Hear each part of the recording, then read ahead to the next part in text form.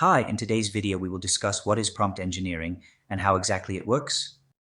Prompt engineering is the practice of designing and refining prompts, questions, or instructions to elicit specific responses from AI models. In the realm of AI, where models are trained on enormous data sets, the right prompt can be the difference between a model understanding your request or misinterpreting it. For example, if you've ever interacted with voice assistants like Siri or Alexa, you've engaged in a basic form of prompt engineering.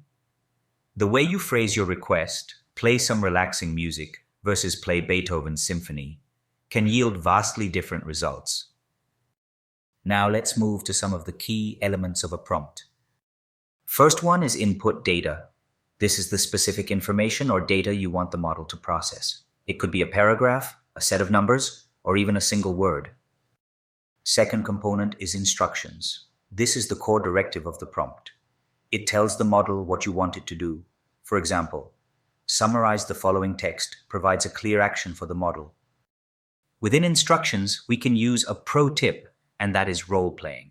It means by making the model act as a specific entity, like a historian or a scientist, you can get tailored responses.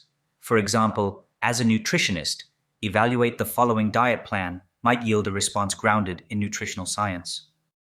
Third component of a prompt is context. Context provides additional information that helps the model understand the broader scenario or background. For instance, considering the economic downturn, provide investment advice gives the model a backdrop against which to frame its response. Fourth and the last component of a prompt is output indicator. It is very useful in role-playing scenarios. This element guides the model on the format or type of response desired. For instance, in the style of Shakespeare, rewrite the following sentence gives the model a stylistic direction. See, prompt engineering, though a relatively new discipline, holds the key to unlocking the full potential of AI models, especially large language models. As these models become increasingly integrated into our daily lives, the importance of effective communication cannot be overstated. Whether it's a voice assistant helping with daily tasks, a chatbot providing customer support, or an AI tool aiding researchers, the quality of interaction hinges on the prompts that guide them. Now let me simply explain some of the building blocks of prompt engineering. First is temperature. It is like a magic dial that changes how creative or safe the robot is when it talks. Imagine you have a box of crayons. Low temperature is like turning the dial down. The robot picks the most popular colors first, like blue and red. This means it will create answers that are very predictable and safe. For example, if you ask it to describe a sunny day, it might say, "The sun is shining," which is a common answer. High temperature is like turning the dial up. The robot feels adventurous and tries out different colors, even the unusual ones. So, if you ask it about a sunny day, it might say something like, "The sun dances in the sky like a golden butterfly." This makes its answers more fun and creative, but sometimes less accurate. So, by adjusting the temperature, we can control whether the robot gives safe answers or tries to be more imaginative.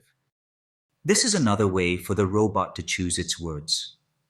Imagine you have 10 different toys to play with. Next building block of prompt engineering is top K sampling. It means the robot only looks at the best K number of toys or words before picking one to play with. If it's top 3 sampling, it will only consider the 3 toys it thinks are the best choices. This way, the robot doesn't just pick any toy randomly.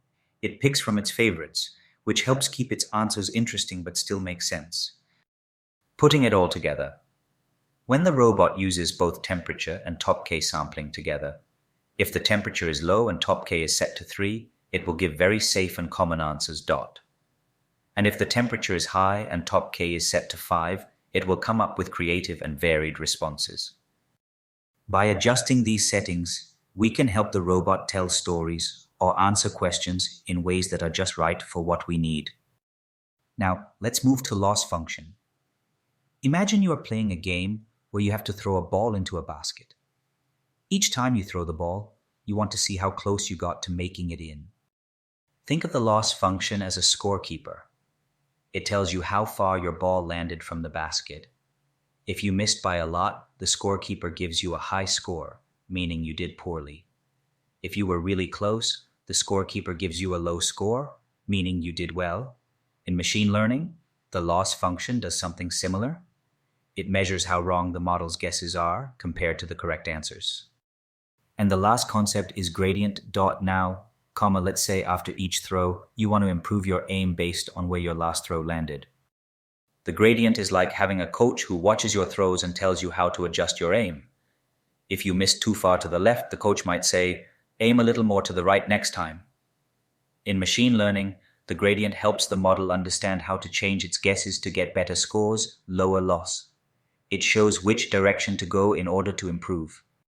Putting it all together, when you throw the ball, it is like the model making a prediction. The scorekeeper checks how far off you were. This is where the loss function measures how wrong your prediction was. The coach gives advice on how to aim better next time. This is what the gradient does. It tells the model how to adjust its predictions to make them more accurate. By using the loss function and gradient together, LLMs learn from their mistakes and get better at making predictions over time. That's all for this video. I hope you got the basic concept of prompt engineering and its inner working. More to come in next videos.